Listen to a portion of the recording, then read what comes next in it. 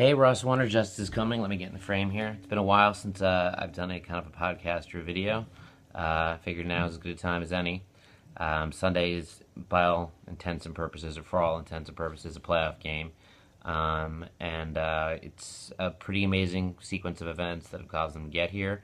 Obviously, I mean, Saturday night I haven't written about it, but I thought it was over, and I don't think that makes me a bad fan. It actually makes me a pretty experienced Chargers fan because they came out looking so lifeless, and I mean, it wasn't even the 21 points. It was just again just the tackling or lack thereof. It was the fact that Rivers, was and clearly is hurt, and even the passes that weren't picked off. Some of them were close to being picked off. I mean, it looked as bad as it could ever look. And when I watched the NFL replay version, the half an hour condensed version, I mean, it was more miraculous watching it the second time that they actually pulled it out. And again, I mean, there were two touchdowns that were overturned by penalties. I mean, rightfully so. But they pulled it out, and it was great. It took me 2 hours to come down. I woke my wife up at midnight and told her what had happened, and she was pissed, but kind of realized why it was such a big deal, and then ended up smoking a cigar and two cigars actually, and hanging out by myself for a couple hours. But that's all past for now, and obviously Sunday brought the Ravens losing in Houston, so the Chargers have a shot. And yes, if they don't win on Sunday, then everything wasn't worth it.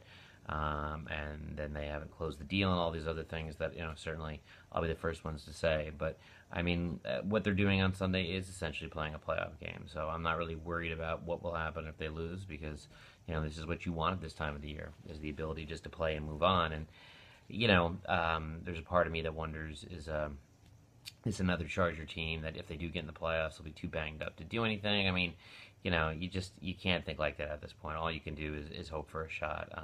Obviously, memories of 2008, losing at the Steelers with Cletus Gordon subbing in for Jammer, and Sean Phillips, as much as I hate him, not being out there at the end, hurt the pass rush. Well, getting hit in the head with a fumble. And obviously the AFC Championship game in 2007. So, there are times where I start to think, why can't we make that one run? We talked about it. I talked about it last year. That where we win it all. We go on these little miracle runs to get into the playoffs, and that's as far as we go. But that's for another time. Hopefully, a conversation. It was announced today Alex Smith is out, which obviously helps the Chargers.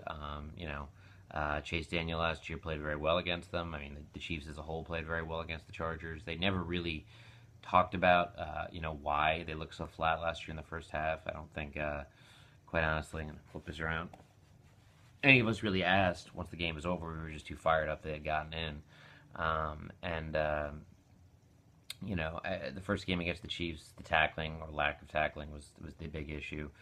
Most of the plays that the Chiefs got first downs on in that game, I mean, they weren't even, it looked like, geared to get first downs. They were just bad tackling. It was like 4th and 29 against the Ravens, but continually in that game. My God, I have more bags than I was aware of. What can you say, kids? But in that game also, I don't think the Chargers took the Chiefs lightly. Who knows? I mean, they were coming off a 3-game win streak, though. The game was at home. The throwback uniforms haven't done much for us this year, but it seemed like the Chargers were riding a wave when they came into that game, and they went out of it beginning of a 3-game losing streak. So I think the Chargers will be ready. I spoke at length on Twitter and via text messaging during the game that I really had come to really be convinced that Mike McCoy was not the answer. Again, just the way they came out on Sunday or Saturday night in a game of that magnitude just looked lifeless. I just felt like you had to put something on the coach. I know, Kevin Acee last year talked about McCoy having to grow into the job. This is his first head coaching job. Is he really ready? In the second year, has he learned from some of his mistakes? Jay Posner has written at length about the clock management issues, the conservatism. Even in Saturday's game, I forget exactly when in the fourth quarter it was, but when McCoy punted, again, it seemed like throwing in the flag, the white flag, that is, just because, again, it seems like he's committed to whatever conservative approach he has. But nonetheless, they pulled it out.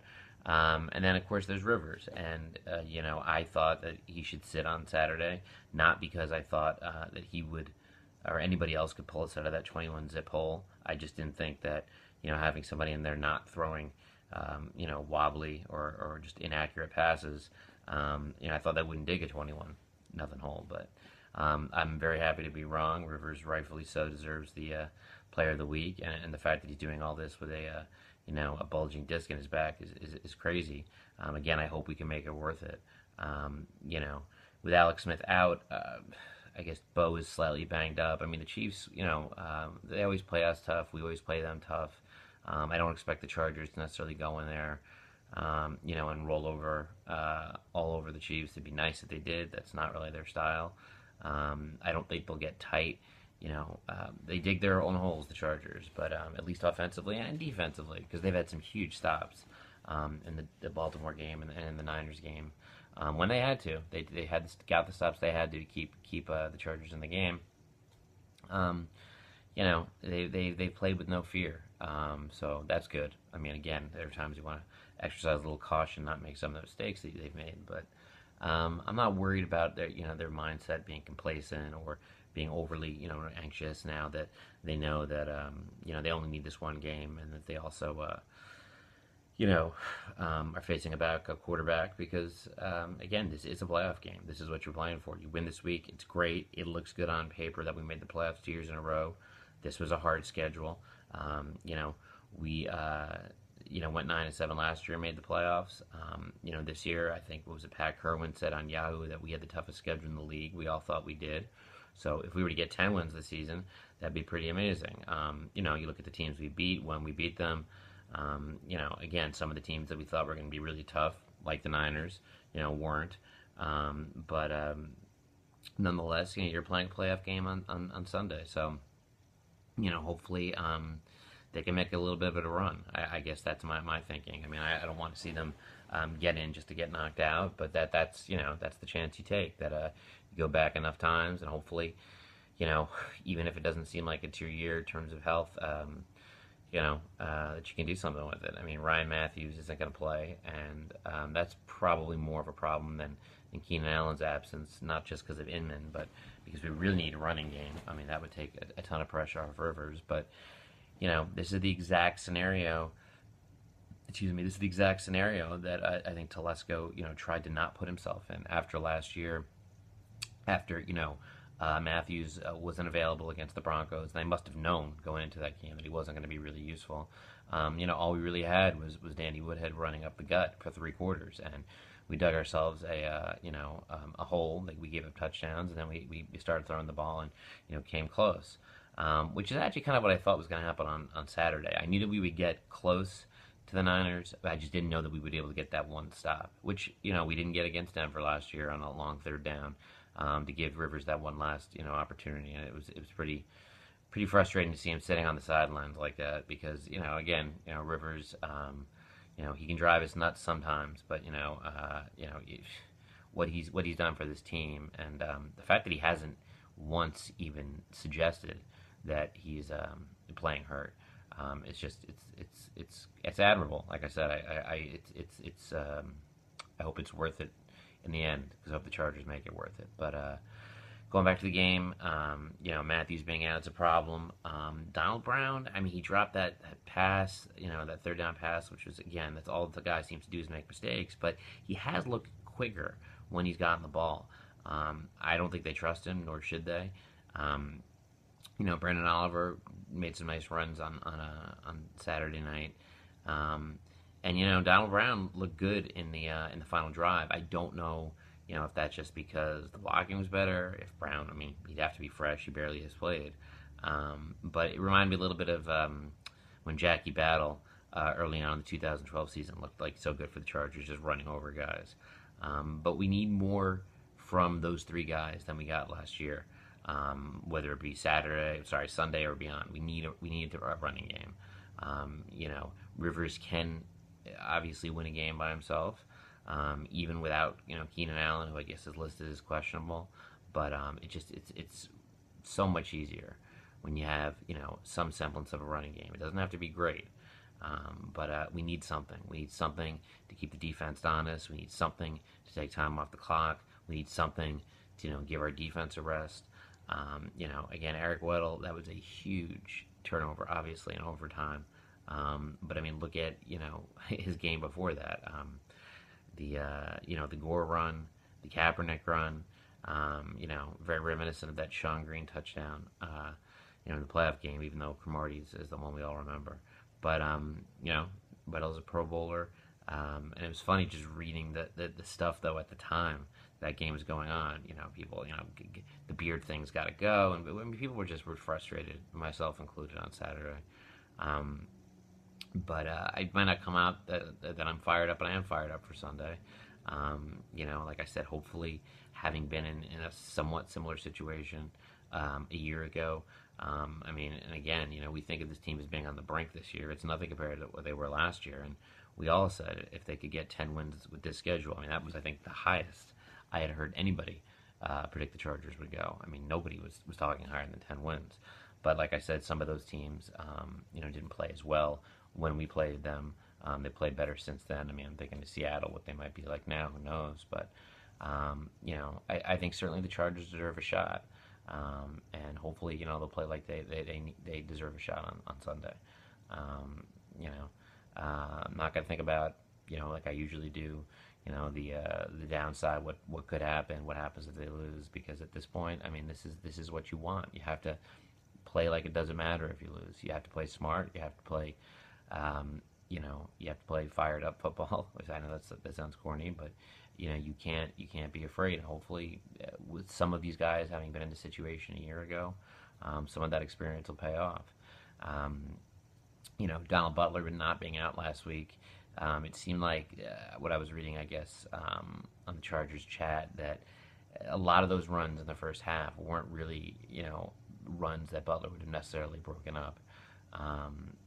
But this is, everybody's banged up at this time of the year. The Chargers obviously are banged up maybe more than most, but, they got guys standing in all the key parts. So like I said, I really I hope that Rivers, playing through all this can be justified by the performance of this team, because I would hate to see him just going out there and continually doing great things, and then in the end being remembered as a guy who couldn't get it done. And that's not, he certainly deserves better than that. He certainly sacrificed with his body, his stat line. My God, I'm sure it would have been very easy for him to suggest, as he was getting picked apart by a lot of people, that I'm not 100% healthy, and that's making it hard for me to make my throws. So, but it's going to be big Sunday. It's going to be fun, hopefully.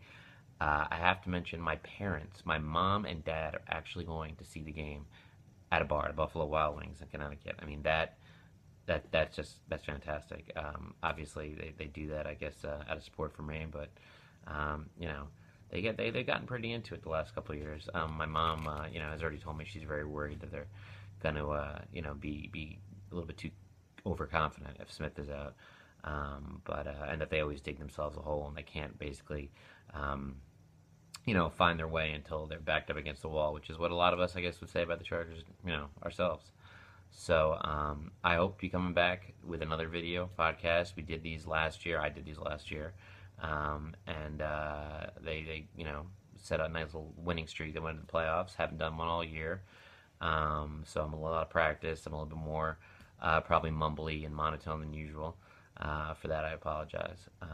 But I'm psyched. Hopefully we can all meet back here in a week with something to talk about. Some kind of a playoff matchup, and that's it. Not thinking about the alternative. So I'm not ready for this year to end. I don't think you're ready for this year to end, and hopefully the team is not going to let the year end just yet. So hopefully we'll be able to fuck some more shit up, so to speak. So until next time, this is Ross Warner. Justice coming, and Merry Christmas. Happy New Year, and go Bolts.